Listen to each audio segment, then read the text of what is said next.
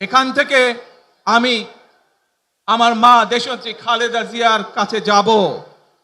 একটি মানুষ, যে মানুষটি এই দেশের মাটি, এই দেশের মানুষকে নিজের জীবনের থেকেও বেশি ভালোবেসেছেন, তার সাথে কি হয়েছে আপনারা প্রত্যেকটি মানুষ সে সম্পর্কে অবগত আছেন।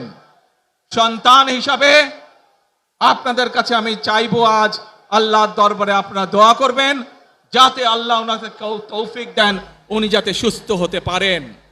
প্রিয় ভাই বোনেরা, সন্তান হিসাবে আমার মন আমার মায়ের বিছানার পাশে পড়ে আছে সেই হাসপাতালের ঘরে, কিন্তু সেই মানুষটি যাদের জন্য জীবনকে উৎসর্গ করেছে, অর্থাৎ আপনারা এই মানুষগুলোকে, যাদের জন্য দেশনেত্রী খালেদা জিয়া জীবন উৎসর্গ করেছেন নিজের জীবন, সেই মানুষগুলোকে আমি কোনোভাবেই ফেলে যেতে পারি না। এবং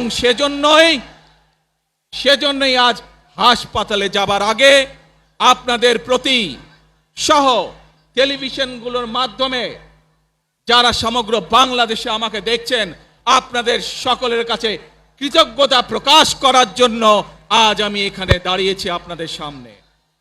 প্রিয় ভাই বোনেরা, আসুন আমাদেরকে আজকে নিশ্চিত করতে হবে, আমরা যে ধর্মের মানুষ হই, আমরা যে শ্রেণীর মানুষ হই, আমরা যে দলেরই রাজনৈতিক দলের সদস্য হই অথবা একজন নির্দলীয় ব্যক্তি হই, আমাদেরকে নিশ্চিত করতে হবে যে কোনো মূল্যে আমরা আমাদের এই দেশের শান্তি শৃঙ্খলাকে ধরে রাখতে হবে।